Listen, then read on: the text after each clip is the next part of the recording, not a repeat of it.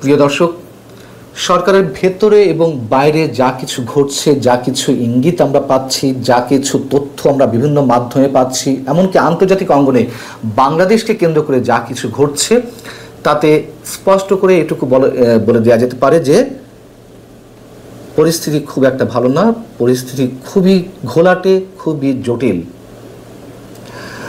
এবং আগামী কয়েকদিন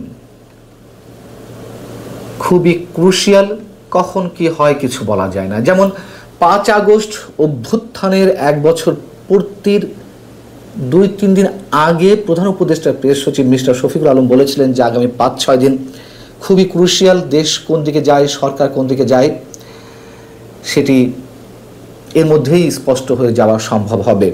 কিন্তু তার সেই 5-6 দিনের সঙ্গে সম্ভবত আরও কয়েকদিন এক্সটেন্ড করা হয়েছে বা এক্সটেনশন হয়েছে। কয়েকটা ইঙ্গিত দিই, প্রকাশ্যে যা আসছে সেখান থেকে আমরা কিছু কিছু হিসাব সমীকরণ মিলিয়ে নিতে পারি। যেমন পরিবেশ ও বন বিষয়ক উপদেষ্টা সৈয়দা রেজওয়ানা হাসান, তিনি সরকারের একজন অন্যতম প্রভাবশালী উপদেষ্টা।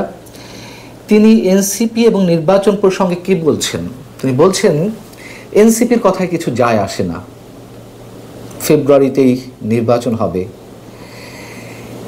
এনসিপি সম্পর্কে, জাতীয় নাগরিক পার্টি সম্পর্কে একদিন আগেও কি এই ধরনের টোনে কোনো উপদেষ্টা কথা বলতে পারেন, কোনো ধরনের মন্তব্য এভাবে করতে পারেন আমরা কল্পনা করতে পেরেছি?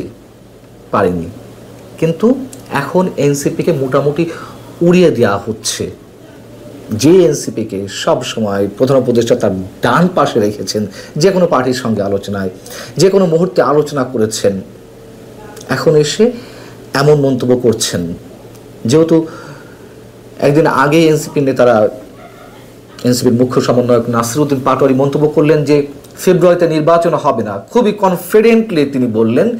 এবং তার আগে মার্কিন ভারপ্রাপ্ত রাষ্ট্রদূত ট্রাসিয়ান জ্যাকবসনের সঙ্গে দেখা করে এলেন তারা, তারপর পরে এই মন্তব্য করলেন। তবে যুক্তরাষ্ট্র যে তাদের কথায় সায় দিয়েছে এমনটি ভাবার আর কোনো কারণ নেই। কক্সবাজারে তাদের যাওয়া, পিটার ডি হাসের বিষয়টি তো পরে গুজব বলে প্রমাণিত হয়েছে। তবে কিছু একটা করতে তারা গিয়েছিল বা কোনো একটা আশায় তারা গিয়েছিল, যা হয়তো এগুলো পুরনো বিষয়। শোনা যাচ্ছে, যেটুকু জানতে পারছি নানান মাধ্যমে, যে যুক্তরাষ্ট্র নাকি ডক্টর মোহাম্মদ ইউনূসের মাথার উপর থেকে তার আশীর্বাদের হাত সরিয়ে নিয়েছে। তারাও নাকি এখন নির্বাচন চায়।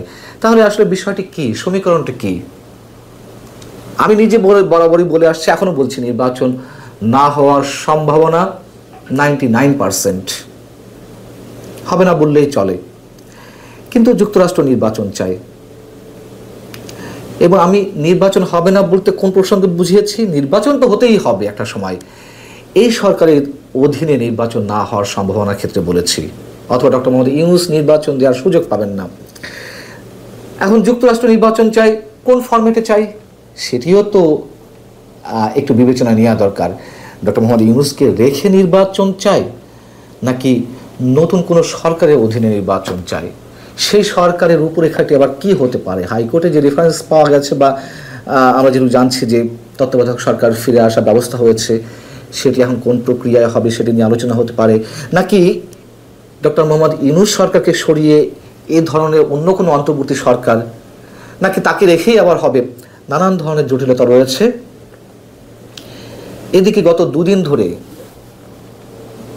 রাষ্ট্রপতি মোহাম্মদ শাহাবুদ্দিনের ছবি বিদেশি মিশনগুলো থেকে সরানোকে কেন্দ্র করে নানান ধরনের গুঞ্জন শোনা যাচ্ছে।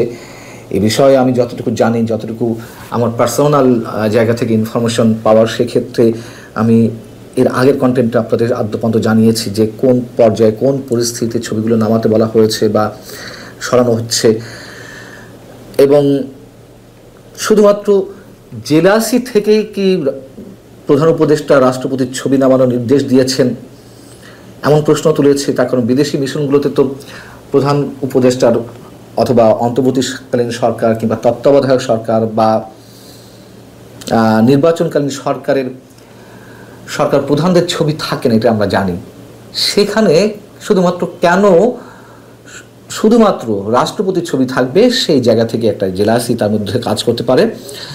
তারপরেও প্রশ্ন যে কোনো ধরনের প্রজ্ঞাপন ছাড়াই এই ধরনের মৌখিক নির্দেশনার মাধ্যমে রাষ্ট্রপতির ছবি সরানো সম্ভব হতে পারে কিনা সেই প্রশ্নও আসছে। আর যেটি গুঞ্জন ছড়িয়েছে যে রাষ্ট্রপতিকে সরানো হতে পারে, এটি আমার কাছে মনে হয় যে এর আগেও বলেছি যে রাষ্ট্রপতিকে যদি সরাতেই হয় তাহলে আগে থেকে এই ধরনের পরিস্থিতি ঘোলাটে করে লাভ কি, সরানোর পরে না হয় এমনিতেই তার ছবি নেমে যেত। যাই হোক, বিষয় হচ্ছে কি যে এই সরকারের আসলে কোনো কাজ নেই, নাই কাজ তো খই ভাজ, একটা কথা আছে না, সেই ধরনের। সারা দেশের বিভিন্ন বিশ্ববিদ্যালয়ের হলের নাম থেকে শুরু করে বিভিন্ন স্থাপনার নাম তারা চেঞ্জ করলো, এই সরকার চেঞ্জ করলো। শহীদ বুদ্ধিজীবী থেকে শুরু করে বিজ্ঞানী, কবি, সাহিত্যিক এবং মুক্তিযুদ্ধে যাদের অবদান রয়েছে সেই সব নাম ধুয়ে মুছে একেবারে শেষ করে ফেলা হলো। বিশেষ করে মুক্তিযুদ্ধে যাদের অবদান রয়েছে এবং যারা হিন্দু ধর্মের ব্যক্তি, কোনো দরকার ছিল না তো এগুলো করার। মুক্তিযুদ্ধের বা মুক্তিযোদ্ধার সংজ্ঞা নির্ধারণ করা, এই কাজগুলো তারা করেছে অহেতু, যার কোনো দরকার নেই একটা অন্তর্বর্তী সরকারের জন্য। সেই কাজগুলোতেও তারা হাত দিয়েছে যা নির্বাচিত সরকারও করে না। এবং সৈয়দা রেজওয়ানা হাসান তিনি রবিবার আরও যে প্রসঙ্গে কথা বলেছেন সাংবাদিকদের সামনে, সেটি হচ্ছে আগামী জানুয়ারি থেকে চীনের সঙ্গে তিস্তা মহাপ্রকল্পের কাজ শুরু হচ্ছে, এমনটা ঘোষণা তিনি দিয়েছেন। এবং 10 বছরের জন্য প্রকল্প নেওয়া হবে। নদী ভাঙন, বন্যা নিয়ন্ত্রণ এবং শুষ্ক মৌসুমে পানি ধরে রাখাই প্রকল্পের বড় লক্ষ্য। এবং এই যে তিস্তা বহুমুখী প্রকল্প, এটি অবশ্যই আমাদের অবশ্যই প্রয়োজন।